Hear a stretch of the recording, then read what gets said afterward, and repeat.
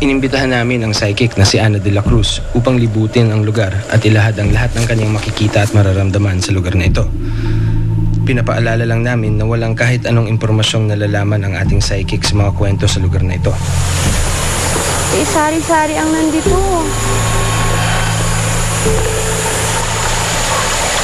Dito, ibang klase mga dito. Puro mga negative ang nandito. Puro parang galit sila sa tao. Magaling sila mang-aya papunta rito para yung ano ng bati. Halo-halo yung mga elementong nandito. Magulo naman daw ang mga kaganapang nakikita ni Ana sa bahaging ito ng ilog. Parang ano to eh. Parang tapunan ng mga ano to eh. Parang tapunan ng patay.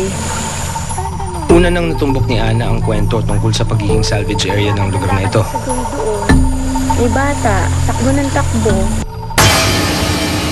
Tapos iba-iba klase, may mga elementong nakaan dito. Yung bata eh, may nakita akong bata eh. Dito siya nagkukubli eh. Wala eh, biglang takbo niya eh. Ibang dating dito kaysa rito. Puro negative dito eh. Nakakatakot talagang. As in, pagpasok mo dito, talagang kikilabutan ka na. Doon pa lang sa ano na yan, oh. May bato na to, kikilabutan ka na. Si bata eh, nawala eh. At ang batang nagpakita sa kanya kanina, tila nakikipagtaguan naman daw ngayon sa kanya. Sunod na pinuntahan ni Ana ang kaliwang bahagi ng ilog kung saan nakatayo ang puno ng balete. Anong puno to? Kamatsili ba? Ano itong puno?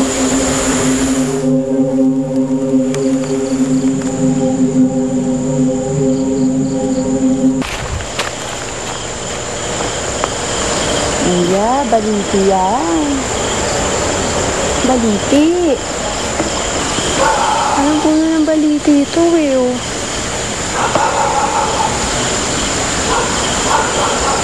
Okay lang yung mga nandito sa side na to kaysa sa side doon. So okay dito. Yung nagbabantay dito babae, matandang babae. Parang tiga rito siya. Parang hindi pa to dating ganito eh. Itong ano na to, parang hindi pa ala pang ganong bahay dyan.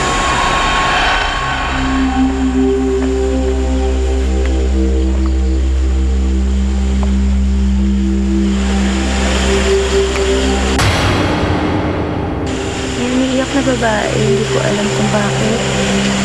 Nandun siya sa dulo. Umiiyak yung babae.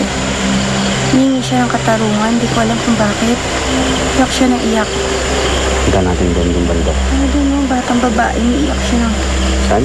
Doon mo, umiiyak siya, hihingi siya ng katarungan na tulungan niyo ako. Ito na kaya ang babaeng nakaputi na umano'y madalas pagpakita sa mga taga rito? Nilapitan ni Ana ang di umano'y pinanggagalingan ng iyak. Ito. May hinanay bang babae dito? Mini rape? Kawawa yung bata, oh.